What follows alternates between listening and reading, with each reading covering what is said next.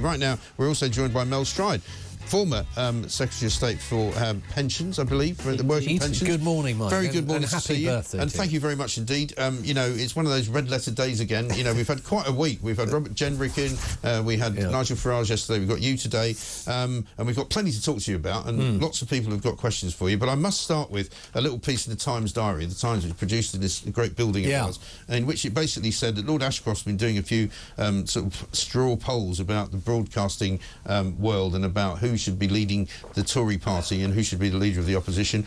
People hadn't heard of Robert Jenrick, according to this poll. They hadn't heard of Kemi Badenoch. In fact, some people said, are you sure this is a real name? And when they were asked about Mel Stride, they went, who's she?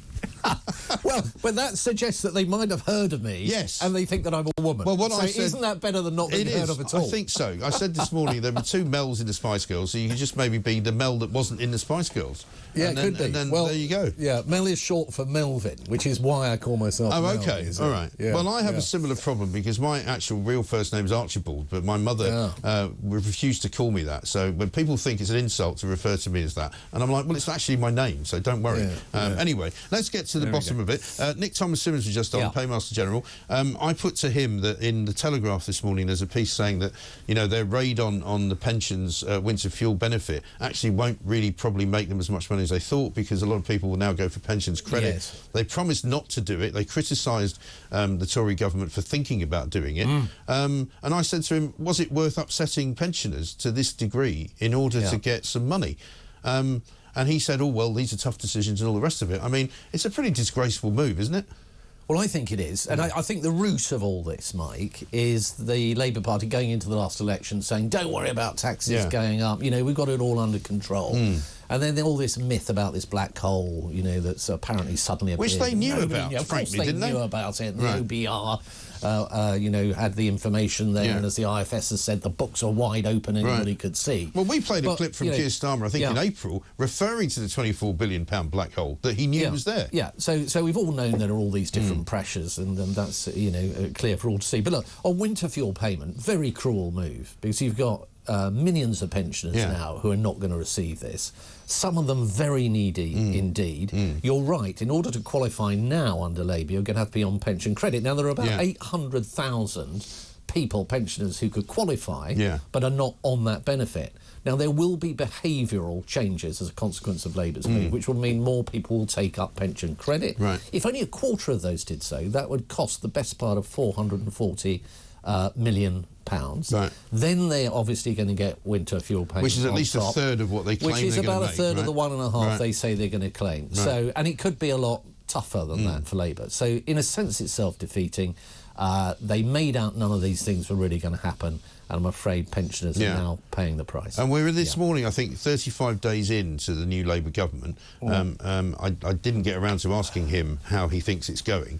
I don't think it's going particularly well. I mean, Keir Starmer's approval rating has plummeted ever since the riots started, and since before that, down to sort of from 16 down to 3, and it could be even lower than that. Do you think it's a case of them finding out that governing is a little bit harder than it looks?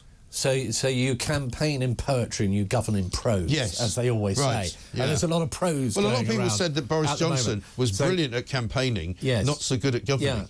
Well, the thing is, Mike, you see, we're getting too carried away with the strength of Labour's position at the general election. They got an utter landslide, but they came in on the lowest proportion of the popular vote of any government in history. So this is, you know, only one person in 5 of those who are eligible to vote in the general election actually voted for the Labour Party. So this isn't a Blair situation in '97. This isn't an impregnable fortress. This is something that's built on a hill of sand. And time will tell, and we'll see where they go. But look, it's going to get worse, I think, because Labour are going to come forward with this budget at the end of October, and we're going to now discover all these grisly tax cuts. And on pensions, that could mean removing pensions relief, for example, tax relief on contributions to pensions, increases in inheritance tax, capital gains tax going up. We're going to have some really nasty things coming down the line. But they were not straight with the British people about during the general election. And yet, despite the fact that they say there isn't much money, they're spending quite a lot of money. They're promising to spend more money on public sector pay. Yep. They've already spent the 1.1 billion that they took from the pensioners, or they will take from the pensioners, on junior doctors' salaries. Yep. Apparently the junior doctors aren't happy. They still want more. Yep. ASLEF have now said the train drivers are going to come and ask for more. Yep. You know, they're going to give more and more money away to climate change and you know, various foreign, you know, investments and all the rest of it. But unfortunately, we're stuck with them, aren't we? And it's your fault. Well, we're going to be stuck with them. Yeah. Well, let's just deal very quickly with all this spending, because this so-called black hole of £20 billion, well, about half of it is because Rachel Reeves has signed a very big cheque for public sector pay increases, including the junior doctors at 22%. Right. One of the reasons that we were getting inflation down, and we had that quarter-point interest rate cut recently, is because we were keeping on top of those kind of pay pressures. Labour have done quite the reverse, and they've not required commensurate improvements in productivity alongside those pay awards, and that is going to be inflationary. And my fear now, Mike, is that over the coming months, as you've suggested, others are going to be queuing up for their big payout. It will be inflation. We know the element of inflation that's sticky is the services element, which includes these kind of pay pressures. I'm afraid you might see interest rates staying higher for longer as a consequence of what Rachel Reeves is doing. And I don't think enough people are focusing on that at the moment. And this morning we've got the Times front page saying that, you know, migrant numbers are actually coming down because the effect is being felt of Rishi Sunak's move to limit family members coming into work, on work visas with the people who are coming in to do care work and all the rest of it. And it beggars belief again, does it not? And a lot of people ask me this, why on earth did Rishi Sunak go for an early election? Why didn't he wait for the summer to kind of feed itself through, for inflation to get better, for migrant numbers to come down, and maybe even a few other good things to happen? Yeah, so I think his argument at the time was, look, we had done a big job on getting inflation down. That was a critical moment. There'd been a huge clamour for an election right across the piece. The public, I think, were ready for a general election, and he went for it. Always difficult to know what the counterfactual would have held. There would have been swings and roundabouts. Who knows? Right. But we are where we are. We are where we are. So we have got 5 years. So what we've got to do is get the Conservative Party back into fighting shape. And that's what this leadership contest is all about. And what I want to see is us getting conservative values out there front and centre and burning bright as they did when I was a younger man. Yes. So my mum and dad left school at 15 and 14 years old. I got a free place at a grammar school. I won a place at Oxford University. I saw what education could do in transforming my life. I ran with that opportunity, Mike. I never looked back, not once. I went and set up my own business and got together with people, ideas around the kitchen table from scratch here and in the United States, and built companies. And I did that because the environment was right. Nigel Lawson was cutting taxes. I got the key to my first flat during that period as well. And that's why I'm a Conservative.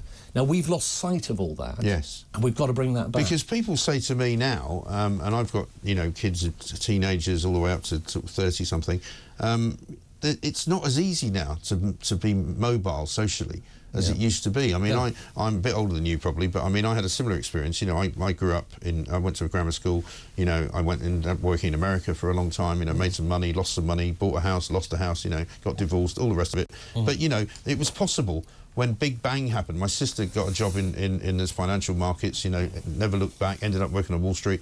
It doesn't feel like you can do that anymore. Yeah. And do you know what that's reflected in for the Tory party?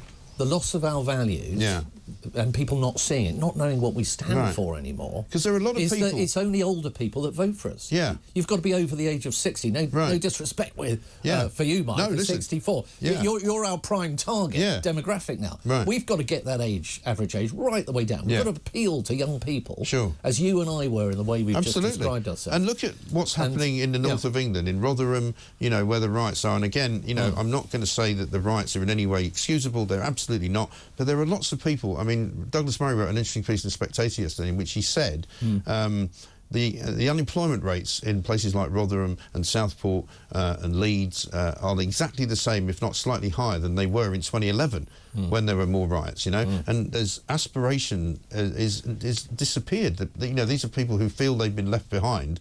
Maybe they don't even vote at all at this point. And I'm not talking about the thugs, I'm talking about just the ordinary people that live there. They feel like there's nothing for them, that nobody's doing anything for them. Well, that's why aspiration and hope and opportunity are so absolutely critical. Now, the big question is, how do we bring that back? And part of it is economic, actually.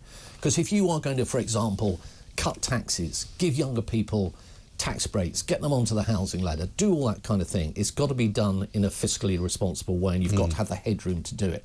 A lot of the work that I did at Work and Pensions as Secretary of State, in just 18 months, I saved billions of pounds from the welfare budget, getting hundreds of thousands of people on that road to work and employment. There are huge savings. About 2/3 of the money that was required in our last manifesto for bringing taxes right down were funded by the reforms that I was carrying out, making savings on the welfare budget. There are ways of doing it. It takes time to put it all together, the ways of doing it. If you can open up that fiscal space, then the flame of aspiration can start to burn. Because we are, that's what I'm bringing. Okay, because we do have. I mean, we could talk for ages, but we haven't got that much time. So I'm going to rush you through the next bit, because we do have like 9 million people who are now economically inactive, which is not sustainable. Let's talk about Nigel Farage though, because you've been critical of him about some of the things that he's been saying. He was here yesterday. Let's have a look at what he said when I asked him about why he's being targeted so much. Was this man on a watch list, yes or no? Remember the London Bridge attacks? Yes. Within an hour of the attack, we knew the man had been on a watch list. Right?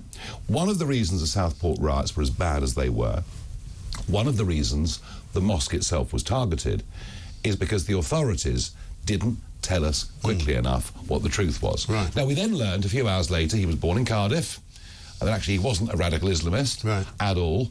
But my question as to whether he was on a watch list still hasn't been answered. Now, that was what he said yesterday. He's admitted that he made a mistake by picking up a message on Twitter from Andrew Tate, which suggested all sorts of things that were wrong. There's an issue, I think, about the way that sometimes the police handle these types of incidents, is there not? In the sense that people feel that they want to know more about somebody who's been arrested. And I think, it's not a perfect system. People were ridiculous to do the things that they did and to speculate. But unfortunately, if you don't give anybody any facts, they speculate, don't they? So people will always speculate, but there's a difference between responsible speculation and examination at the right time and moment and in the right way, and irresponsible interventions that make matters worse. Now, the moment of acute crisis of rioting on the back of that dreadful, dreadful happening in Southport, for Nigel Farage to have weighed in and questioned the truthfulness of the police at that moment was deeply unhelpful. And why was it unhelpful? Because it furthered the conspiracy theories flying around, that we weren't being told the whole picture, and so on and so forth. What was the real nature of this individual, and so on, and it fed that space. He also made links between what happened there and the death of that uniformed soldier. Sorry, the attack, I beg your pardon, the attack on the uniformed soldier in Gillingham, in Kent, and brought in this whole issue of whether terrorism might have been involved, and there were still questions to be asked. Once again, that's leaning in to those areas of doubt. And this is the kind of populist narrative, Mike. This is what populists do. But they lean into this doubt. They lean into the conspiracy. They set up the bogeyman. They set up the them and us. They're not on your side. They're withholding information. That is wholly negative. Now, that's not the same thing as saying that we shouldn't take a long, deep, careful look, and there's a lot of work to be done around the issues that are surfaced. Okay, I mean, I do things in a very different way to the way Nigel does them. Nigel Farage and I have known each other for a long time. I don't think he's the man that some people describe him as, and I don't think he deliberately tries to sort of set fires or anything like that. But, I mean, I've been asking questions, for example, about should we not be looking at a different definition of terror? Because an awful lot of people, again, who call this show, talk to me on a regular basis, will say things like, we keep being told that these isolated incidents are not terror-related. They are, individual, single, sort of lone wolf characters doing things. But there's been quite a few of them, and I just wonder whether, you might redefine what a terror attack actually is. We've seen over in Vienna, thankfully, they've managed to stop an Islamist terror plot from blowing up people at a Taylor Swift concert. But the people who are doing those kinds of things, attacking people at random, stabbing people that they don't know, never heard of, it tends to make people feel very much on edge, and they sort of want an answer. And when they keep being told, oh, it's a mental health problem, they're going, well, is it really? Is that it? Well, look, in many cases, very sadly, people with very serious mental conditions will do deeply, deeply tragic things, and that happens. Right. On the issue of terrorism, where somebody is pushing a particular ideology, trying to destabilise the state by carrying out outrageous acts, etc., there's a particular sort of regime that quite rightly deals with that. I think what matters here is the truth. What is actually happening? And my point would be, is the truth furthered by people jumping in very early, piggybacking conspiracy ideas or stuff floating around on social media? That. It actually just inflames things and makes it worse. And that's something I would never do. But I think that's stuff that Nigel Farage too readily does. Now, when he defends himself, when you say, well, that's not right, is it? He says things like, well, I've never been involved in a riot. I've never encouraged anybody to riot. I've been involved in democratic elections for the last 30 years, etc., etc., all of which is true and perfectly defensible, but has nothing to do with the point that I've just made about him jumping in and doing stuff that, frankly, is inflaming a situation when we should be having measured, calm heads that are calming things down. OK. Finally, Robert Jenrick, he was in here a couple of days ago. I asked him about the difference between some groups of people rioting and other groups of people being involved in activities which would be described as criminal.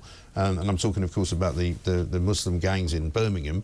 He was one of the few Tory MPs who came out and said that he thought that all disorders should be treated the same way. Keir Starmer didn't say that for quite a long time. He's finally sort of said it now. There does appear, for a lot of, again, my listeners and viewers, to be a sort of two-tier policing system going on. But you've been critical of Robert Jenrick over his what you called unwise and insensitive remarks. Let's have a look at what he said. I thought it was quite wrong that somebody could shout Allah Akbar on the streets of London and not be immediately arrested, or project genocidal chants onto Big Ben and that person not be immediately arrested. That attitude is wrong, and I'll always call out the police for it. I think at the moment, the police are doing their very best. Again, a lot of my listeners and viewers would say he's quite right to say that, but you disagree. So I think where Robert and I absolutely agree is that there should be no quarter given to dealing with incitement, violence, open racial hatred on the streets of any city or town in this country. But there's something that he did say in there that I just disagree with, and that's what I've said, and that is that effectively, under all circumstances, anybody on a street in London, I think he said, that shouted Allahu Akbar, God is the greatest, should be immediately arrested. Now, what that doesn't have within that statement is any sense of context. Right. And in fact, that expression within Islam, within the process of religious observance, etc., is used. It's often used as an expression of positivity and kindness. So I just think that this but it's not usually used like that when people are marching and shouting Free Palestine. Where we may be agreeing, Robert and I, more than we're disagreeing on all of this, because it's one sentence he used in a particular interview, and it seemed to come out in a bit of a rush of a statement. Where I think we would both agree is, of course, if those statements are being used alongside very aggressive activity, mobs of people with balaclavas, say, being very threatening, perhaps even engaging in violence as well as encouraging and inciting it, then clearly action needs to be taken. But solely to say that just simply the use of those two words on the street in London should lead to immediate arrest, I just don't think was helpful. OK. But, we move on from I'm that. sure you will, absolutely. Well, listen, Mel, thanks for coming in. We've run well over. I'm sorry about that. I enjoyed it. But listen, do come in again, come back, because I'm sure there's going to be plenty to discuss over the summer. And then we're going all the way to November before, we get to the point where you may or may not be selected as one of the contenders. We'll see. But we'll see. But good luck with it. And now, hopefully, more people will know who you are. Yes, indeed. You've been on Morning Glory, so fully fledged man, in flesh and exactly. Mel Stride, thank you very much indeed. Conservative leadership candidate, Shadow Secretary of State for Work and Pensions, of course, and Conservative MP for Central Devon.